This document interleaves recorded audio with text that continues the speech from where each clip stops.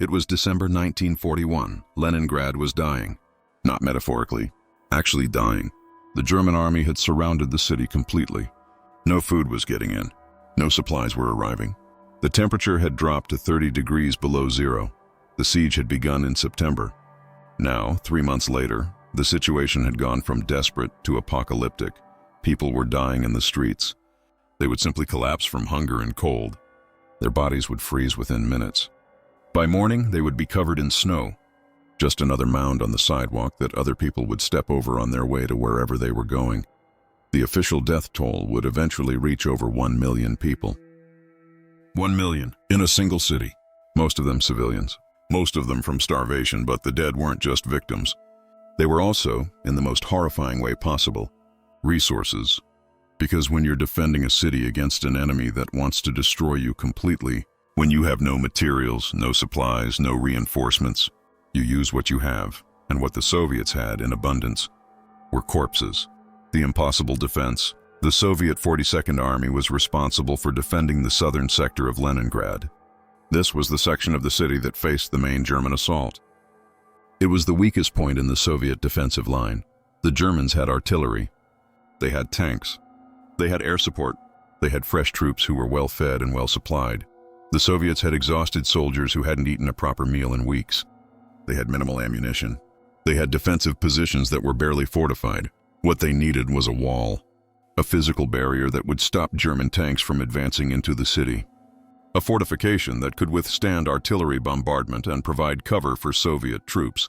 But they had no materials to build such a wall. No concrete, no steel, no wood. Everything had been used already. The city had been stripped of anything that could be used for defense. The commander of the 42nd Army's defensive sector was Colonel Dmitry Pavlov. Pavlov was a pragmatist. He was a man who understood that war required you to make decisions that would be unthinkable in peacetime. On December 12, 1941, Pavlov assembled his engineering officers and posed a question. What can we build a defensive wall with when we have no materials? The officers were silent. They couldn't answer, because the answer seemed to be nothing. You can't build a wall without materials. Then one officer, Captain Anatoly Grechko, said something that would haunt everyone in the room for the rest of their lives. We have bodies, sir. Thousands of bodies. They're frozen solid. They're everywhere. The room went silent. Everyone understood what Grechko was suggesting. Use the frozen corpses as building materials. Stack them like bricks. Build a wall of the dead. Pavlov didn't respond immediately. He sat there, staring at Grechko, processing what had just been suggested. Then he said, "How quickly could we construct such a wall?" The engineering of horror Captain Grechko worked through the night calculating the feasibility of using frozen corpses as construction materials. The physics were actually straightforward. A frozen human body is essentially a block of ice with some organic material inside. At temperatures of 30 degrees below zero, a corpse freezes solid within hours. Once frozen, it becomes rigid, stable, and stackable. The bodies wouldn't decompose. The temperature was too low. They wouldn't smell. They wouldn't rot. They would simply remain frozen, like blocks of ice, for as long as the temperature remained below freezing. From an engineering perspective, frozen corpses actually had several advantages over traditional building materials. They were readily available. They required no transport beyond moving them from where they had fallen to where they were needed. They cost nothing. The disadvantages were obvious. This was the most grotesque and disturbing use of human remains imaginable. The psychological impact on the soldiers who would have to build such a wall would be devastating. The moral implications were profound, but Grechko's calculations showed that it was possible. A wall made of frozen corpses, properly stacked and reinforced with snow and ice, could withstand tank assaults. It could provide defensive cover. It could stop a German advance. On December 13th, Grechko presented his findings to Colonel Pavlov. Pavlov reviewed the calculations. Then he made a decision that would define his legacy. We'll do it. Begin construction immediately. The collection, the first step, was gathering the bodies. This task fell to the 127th Engineer Battalion, a unit that had already been assigned the grim duty of corpse removal from the city streets. The engineers moved through Leningrad's southern sector, identifying bodies that were already frozen and could be moved. They worked at night, trying to minimize the visibility of what they were doing, trying to prevent civilians from seeing Soviet soldiers stacking human corpses like lumber. The bodies came from everywhere, from the streets where people had collapsed and died, from abandoned buildings where entire families had frozen to death, from hospitals that had run out of space to store the dead. Some of the bodies were Soviet soldiers who had been killed in combat. Some were civilians who had died of starvation. Some were German soldiers whose bodies had been left behind after failed assaults. The engineers didn't discriminate. A frozen body was a frozen body. Nationality didn't matter. Identity didn't matter. The dead had become construction materials. By December 15th, the engineers had collected over 3,000 bodies. They transported them to the defensive line on the southern sector. They began the construction of what would later be called the Wall of the Frozen, the construction building. The wall required precision. The bodies couldn't just be thrown into a pile. They had to be arranged in a specific configuration that would create structural stability. The engineers laid bodies horizontally, stacking them like bricks. Between each layer, they packed snow and poured water. The water froze almost immediately, creating a binding agent that fused the bodies together into a solid mass. The wall was built to a height of 8 feet. It stretched for nearly half a mile along the southern defensive sector. Behind the wall, Soviet troops dug firing positions. They created firing ports by leaving gaps between bodies. The construction took 4 days. 4 days of Soviet soldiers handling frozen corpses. 4 days of stacking the dead like building materials. 4 days of trying not to think about the fact that they were building a fortification out of human beings. The psychological toll on the engineers was immediate and severe. Many of them couldn't sleep. They reported nightmares. Some refused to eat, saying that the smell of food reminded them of the smell of the corpses, even though the corpses didn't actually smell because they were frozen. Colonel Pavlov visited the construction site on December 17th. He inspected the wall. He examined its structural integrity. He observed the firing positions. Then he said to Captain Grechko, "This is the most horrifying thing I've ever seen. But it will work."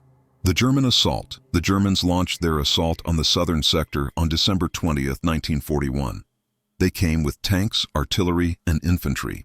They expected to break through the Soviet lines within hours. They didn't expect a wall made of frozen corpses. When the first German tanks approached the defensive line, they encountered the wall. The tank commanders initially didn't understand what they were seeing. It looked like a wall of ice and snow.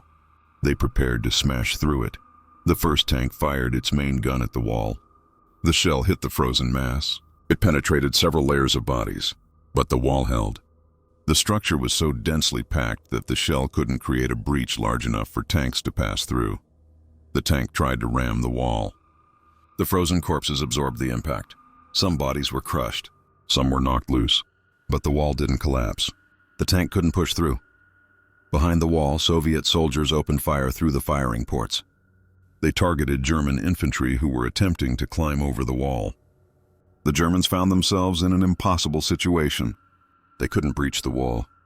They couldn't climb over it without exposing themselves to Soviet fire. They couldn't go around it without exposing their flanks. The German assault stalled. After 6 hours of trying to breach the wall, the German commander ordered a withdrawal. The attack had failed. The Wall of the Frozen had worked. The psychological warfare. What the Soviets discovered was that the Wall of the Frozen wasn't just a physical barrier. It was a psychological weapon. German soldiers who approached the wall and realized what it was made of were horrified. Some refused to climb over it. Some refused to touch it. The idea of using human corpses as fortification materials was so disturbing that it created a psychological barrier even more powerful than the physical barrier. German officers sent reports back to higher command describing the wall. They described the Soviet defenders as inhuman. They described the wall as evidence of Soviet barbarity and moral bankruptcy.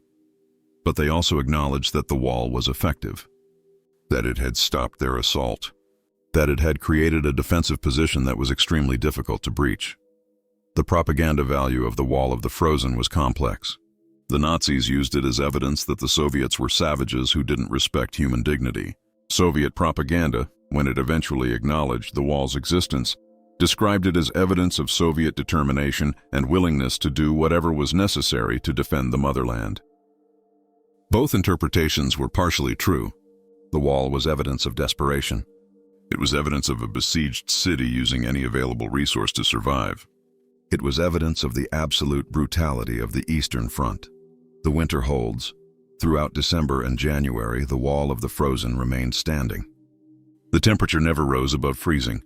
The bodies remained frozen solid. The wall remained intact.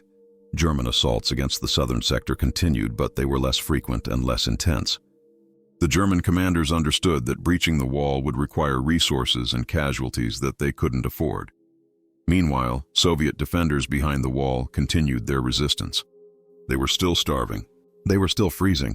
They were still dying. But they were holding the line. The wall became a symbol within the Soviet forces. Soldiers from other sectors would come to see it. They would stand in silence, looking at this monument to desperation and survival. Some were inspired. Some were horrified. All understood what it represented. The lengths to which human beings would go to survive. By February, the Siege of Leningrad had lasted 5 months. The Wall of the Frozen had been standing for 2 months. It had stopped multiple German assaults. It had held. But then the weather began to change. The thaw in late February 1942, the temperature began to rise. Not dramatically, just enough. From 30 degrees below zero to 20 degrees below zero. Then to 10 degrees below zero, the Wall of the Frozen began to thaw. The process was gradual at first. The outermost layer of the wall began to soften. The ice that had fused the bodies together began to melt. Water began to seep from the wall, and then the smell began. For months, the corpses had been preserved by the cold. They hadn't decomposed. They hadn't rotted. But as the temperature rose, decomposition began. The smell was overwhelming. It spread across the entire southern sector. Soldiers who were positioned near the wall began to vomit. Some abandoned their positions because they couldn't tolerate the stench. Soviet command realized they had a crisis. The wall was becoming a biohazard. As it thawed, it was releasing decomposition gases. It was creating a breeding ground for disease. And structurally, it was beginning to collapse. On March 2, 1942, Colonel Pavlov ordered the wall to be dismantled and the bodies to be buried. The burial dismantling the Wall of the Frozen was almost as difficult as building it had been. The bodies were now partially thawed. They were no longer rigid blocks. They were soft, decomposing masses. The engineers who had built the wall were assigned to dismantle it. Many refused. They said they couldn't do it again. They couldn't handle corpses a second time. Some had to be threatened with court-martial before they would comply. The bodies were transported to mass graves that had been dug in the frozen ground outside the city. Over 4,000 bodies were buried. German soldiers, Soviet soldiers, civilians, all mixed together. All buried in the same grave. A simple wooden marker was placed at the gravesite. It read, "Here lie defenders of Leningrad. No names. No individual graves. No ceremony. Just a mass burial of the people who had died defending the city, and the people who had died in the city, and whose bodies had been used to defend it." After the Wall of the Frozen was dismantled, Soviet military command made a decision. The wall would not be officially acknowledged. No reports would be filed. No documentation would be created. The wall had never existed. The reasoning was straightforward. The use of corpses as building materials violated every norm of human dignity. It violated Soviet military regulations. It violated international laws of war. If the information became public, it would be a propaganda disaster. So the wall was erased from official records. Soldiers who had seen it were ordered not to discuss it. Officers who had authorized it were ordered to deny its existence. The entire incident was classified. For decades, the Wall of the Frozen was a rumor. A ghost story told by veterans who had served in Leningrad. A tale that seemed too horrifying to be true. Western historians who heard the rumors dismissed them. They assumed it was Soviet propaganda or anti-Soviet propaganda. They assumed no military command would actually build a wall out of corpses. It was too grotesque, too impractical, too absurd. But the veterans who had seen the wall knew it was real. They carried the memory of it for the rest of their lives. They remembered the sight of thousands of frozen bodies stacked like bricks. They remembered the psychological horror of building fortifications out of human beings. The documents emerge in 1991. After the collapse of the Soviet Union, Russian military archives began to be opened to researchers. Among the thousands of classified documents that were released were files relating to the Siege of Leningrad. A historian named Dr. Mikhail Goranov was researching Soviet defensive tactics during the siege. He was looking for information about fortification construction. He came across a file that had been stamped, secret, never to be declassified. The file had been declassified anyway, probably by accident during the chaos of the Soviet collapse. The file contained after-action reports from the 42nd Army's southern sector. It contained engineering documents detailing the construction of defensive fortifications, and it contained photographs of the Wall of the Frozen.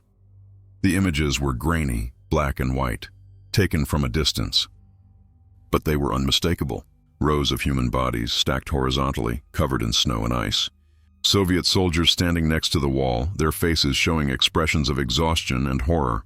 Goranov was stunned. He had heard the rumors about the wall, but he had assumed they were exaggerations. Now he had proof that the wall had actually existed. He published his findings in 1994 in a paper titled Defensive Fortifications at Leningrad, the use of non-standard materials. The paper was deliberately clinical in its language, avoiding sensationalism, focusing on the engineering and tactical aspects of the wall. But the revelation caused a sensation. International media picked up the story. Headlines around the world proclaimed, Soviet troops built wall of frozen corpses during WR2E. The controversy, the revelation of the Wall of the Frozen, created immediate controversy. Historians debated whether the wall's construction was justified. Ethicists debated whether desperation excused the violation of human dignity. Military analysts debated whether the wall had actually been tactically effective. Some argued that the wall was a war crime, that using human corpses as building materials violated the laws of war, that Soviet commanders who authorized the wall should have been prosecuted. Others argued that the wall was a desperate measure taken by a besieged population fighting for survival. That in the context of the Siege of Leningrad, where over 1 million people were dying of starvation, the use of already dead bodies as defensive materials was justifiable. Still others argued that the wall was evidence of Soviet barbarity, that only a totalitarian regime would consider such a thing, that democratic societies would never stoop to such measures. But this last argument was complicated by the fact that every army in World War II had committed atrocities. The distinction was not between democratic and totalitarian societies. The distinction was between armies that documented their atrocities and armies that didn't. The veteran testimony after Goranov's paper was published. Veterans who had served in the Leningrad sector began to speak publicly about the wall. Many of them were in their 70s or 80s. Many had never spoken about what they had seen during the war. One veteran, Ivan Petrov, who had been a sergeant in the 127th Engineer Battalion, gave an interview in 1995. He described the experience of building the wall. "We were ordered to collect bodies from the streets," Petrov said. "We worked at night. We loaded the bodies onto carts. Some of the bodies were civilians. Some were soldiers. Some were children. We didn't think about it. We couldn't think about it. We just did what we were ordered to do. When we started building the wall, I remember thinking, this is insane. This is the most insane thing I've ever done. But we had no choice. The Germans were going to break through our lines. We had to stop them. And we had no materials except the dead. After the wall was finished, I couldn't sleep. I would close my eyes and see the bodies. I would see their faces. Some of them still had their eyes open. Some of them were frozen in expressions of pain or fear. I saw those faces for years. I still see them. Other veterans gave similar accounts. They described the psychological toll of building the wall. They described the nightmares and the guilt. They described the knowledge that they had violated something fundamental about human dignity. But they also described the necessity. They described the fact that the wall had worked, that it had stopped German assaults, that it had saved Soviet lives. The German perspective. After the wall's existence became public knowledge, historians began searching for German accounts of the wall. German military records from the Leningrad sector were examined for any mention of the wall. What they found was that German soldiers had known about the wall. German intelligence officers had reported on it. German commanders had discussed it in their communications. One German after-action report from December 1941 stated, Soviet defensive positions in the southern sector include an unusual fortification constructed from what appear to be human remains. The fortification is approximately 8 feet high and extends for approximately 800 meters. Attempts to breach this fortification with tanks have been unsuccessful. The psychological impact on our troops of attacking such a fortification has been significant. Another German document, a letter from a soldier to his family that was intercepted by Soviet intelligence, described the wall in more emotional terms. The Russians have built a wall out of their own dead. We were ordered to attack it. I couldn't do it. I couldn't climb over a wall made of human bodies. Some of our officers said the Russians are animals, but I think we are all animals now. This war has made animals of everyone. These documents confirmed that the Germans had not only known about the wall but had been psychologically affected by it. The wall had been effective not just as a physical barrier but as a weapon of psychological warfare. The ethical debate, the revelation of the Wall of the Frozen, sparked a broader ethical debate about the limits of acceptable behavior in wartime. Philosophers and ethicists debated whether the use of corpses as building materials could ever be justified. Some argued that once a person is dead, their body is simply organic matter, that using that organic matter to save lives is morally acceptable, even if it violates cultural norms about respect for the dead. Others argued that human dignity extends beyond death, that corpses deserve respect regardless of practical necessity, that using human remains as building materials is always wrong, regardless of the circumstances. Religious leaders also weighed in. Some Christian theologians argued that the wall violated the sanctity of the human body. Islamic scholars argued that the treatment of corpses violated Islamic law. Jewish rabbis debated whether the desperate circumstances of the siege created an exception to traditional prohibitions on disturbing the dead. The consensus, if one can call it that, was that the Wall of the Frozen occupied a moral gray area. It was neither clearly justified nor clearly condemnable. It was an example of the impossible choices that war forces people to make. The families of the dead. One of the most painful aspects of the Wall of the Frozen controversy was the question of the families. Thousands of people had been killed during the Siege of Leningrad. Many families had never learned what happened to their loved ones' bodies.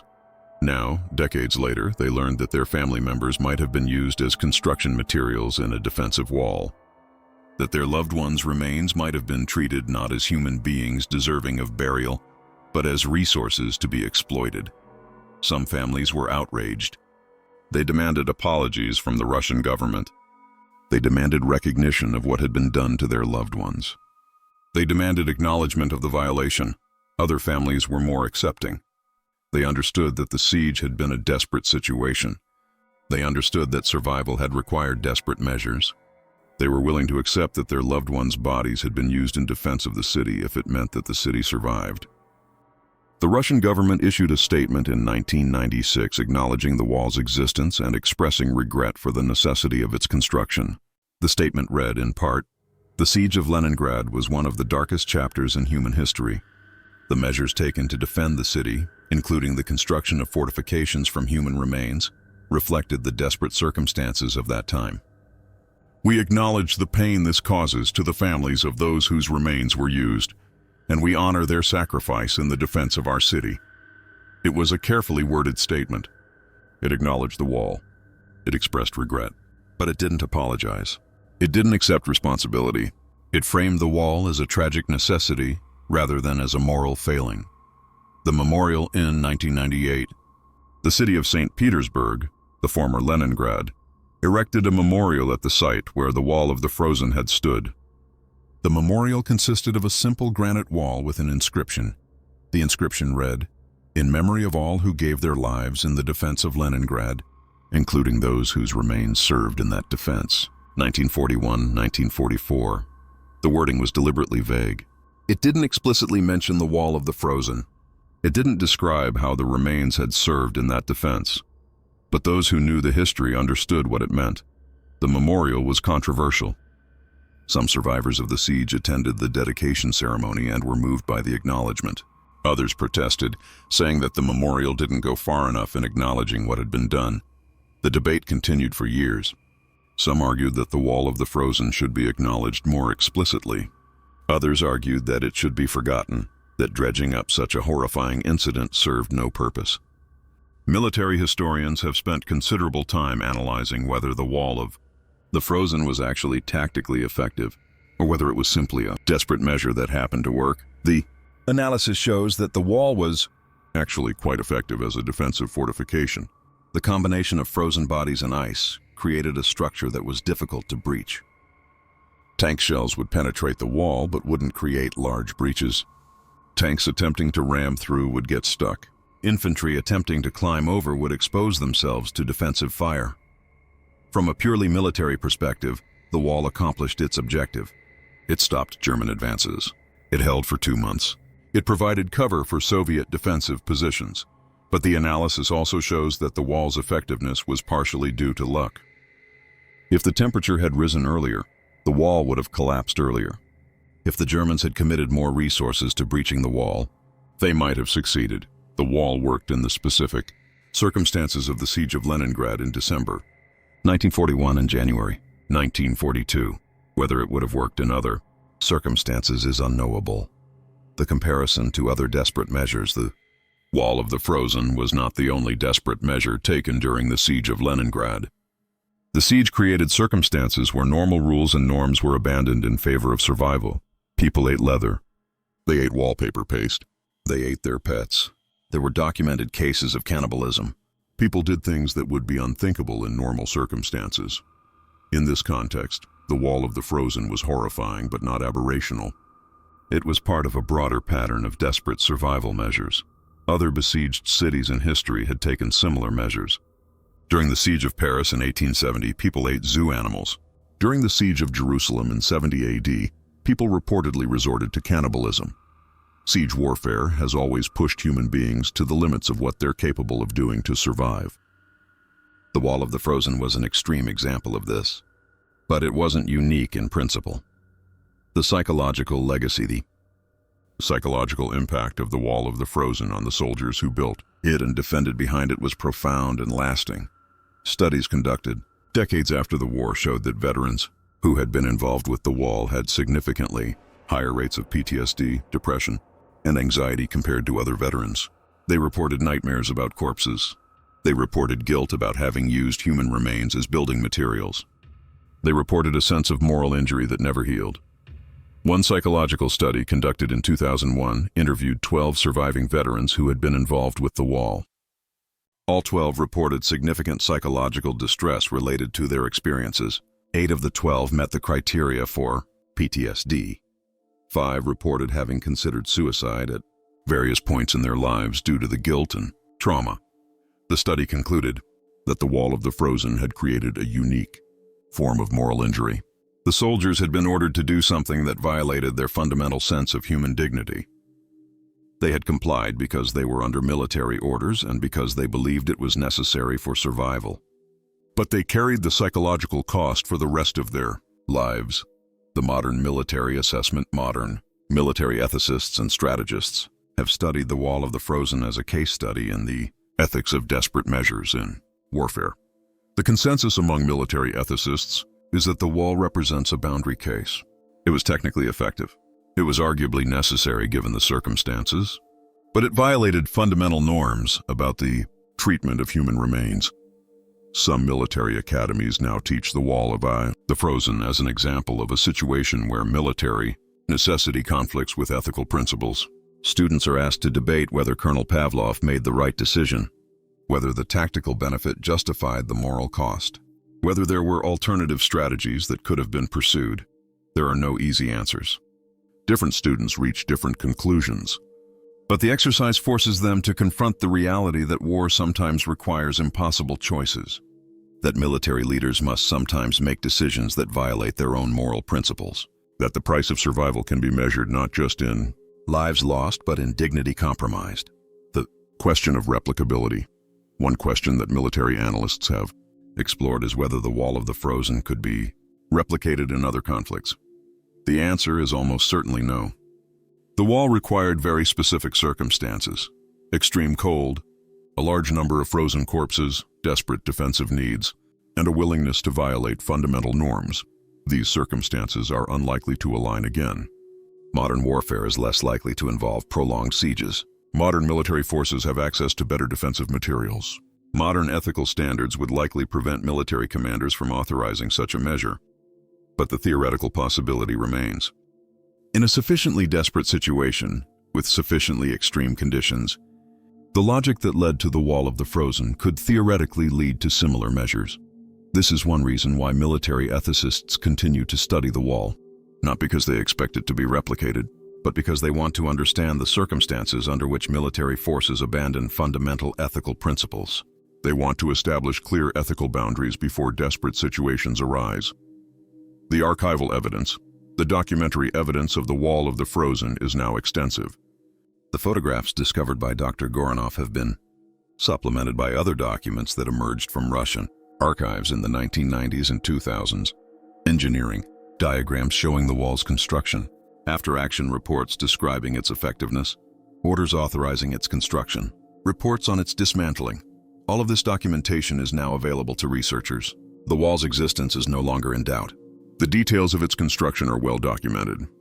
The tactical and strategic circumstances are understood. What remains disputed is the moral assessment. Was the wall justified? Was it a war crime? Was it a necessary evil? Was it evidence of Soviet barbarity or Soviet determination? These questions don't have objective answers. They depend on one's ethical framework, one's understanding of military necessity, one's beliefs about the limits of acceptable behavior in wartime.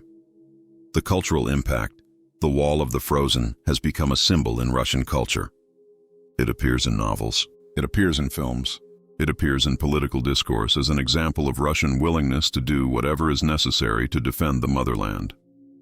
Some Russians view the wall with pride. They see it as evidence of Soviet determination and ingenuity. They see it as proof that Russians will never surrender, no matter how desperate the circumstances. Others view the wall with shame. They see it as evidence of the brutality of the Soviet regime. They see it as an example of how totalitarianism dehumanizes people and reduces them to resources. Both interpretations coexist in modern Russia. The wall means different things to different people. It's a Rorschach test, revealing as much about the observer as about the historical event itself. In 2015, the last known survivor of the 127th Engineer Battalion, the unit that built the Wall of the Frozen, passed away. His name was Yuri Sokolov. He was 94 years old. Before his death, Sokolov gave one final interview about the wall. He was asked whether he thought the wall's construction had been justified. "I don't know," Sokolov said.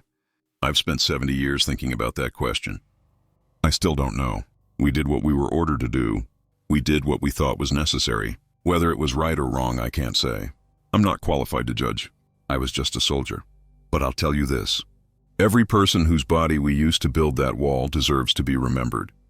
Not for how they died, not for how their bodies were used, but for who they were when they were alive. They were people. They had families. They had dreams. They lived in Leningrad and they died defending it, whether they were soldiers or civilians. The wall worked. It stopped the Germans. It saved lives. But I don't think about the wall that way. I think about the people. The thousands of people whose names I never knew, whose faces I still see when I close my eyes. If there's a lesson in all this, I think it's that war destroys everything. It destroys cities. It destroys lives. It destroys dignity. It destroys the idea that human beings have value beyond their usefulness. The Wall of the Frozen is proof of that. We turned human beings into building materials because we had no other choice. But maybe we did have a choice. Maybe we could have found another way. Maybe we should have found another way. I don't know. I'll never know. Sokolov died 3 weeks after giving that interview. He was buried in a military cemetery outside St. Petersburg. His grave marker reads, Yuri Sokolov, 1921-2015, defender of Leningrad. No mention of the wall. No mention of what he had done during the siege. Just the simple acknowledgement that he had defended the city. The final assessment. The Wall of the Frozen stands as one of the most disturbing and morally complex incidents in the history of warfare. It was tactically effective. It was strategically necessary. It was ethically horrifying. It raises questions that have no easy answers. Questions about the limits of acceptable behavior in wartime. Questions about whether desperation justifies violation of fundamental human dignity. Questions about what we owe to the dead. Different people will answer these questions differently. There is no objective truth to be found here. Only the historical fact of what happened and the ongoing debate about what it means. What is certain is that the Wall of the Frozen worked. It stopped German advances. It held for 2 months. It contributed to the survival of Leningrad. And what is equally certain is that thousands of people, whose bodies were used to build that wall, deserve to be remembered not as building materials, but as human beings. As individuals who lived and died during one of the darkest chapters in human history, their names are mostly lost. Their stories are mostly forgotten. But their contribution to the defense of Leningrad, however horrifying the form it took, is undeniable. The Wall of the Frozen was built. It worked. It was dismantled. The bodies were buried. But the memory remains. The photographs remain. The veteran testimony remains. The ethical questions remain. And perhaps that's fitting. Perhaps the Wall of the Frozen should remain as a permanent reminder of what human beings are capable of doing when pushed to the absolute limit of survival. When all normal rules break down, when desperation overrides everything else, it's a reminder that should make us uncomfortable. That should horrify us. That should force us to confront the darkest possibilities of human behavior. Because if we forget what happened at Leningrad, if we forget the Wall of the Frozen, if we forget the lengths to which desperate people will go to survive, then we risk being surprised when it happens again. And it will happen again. Because war creates desperation, and desperation destroys all moral boundaries.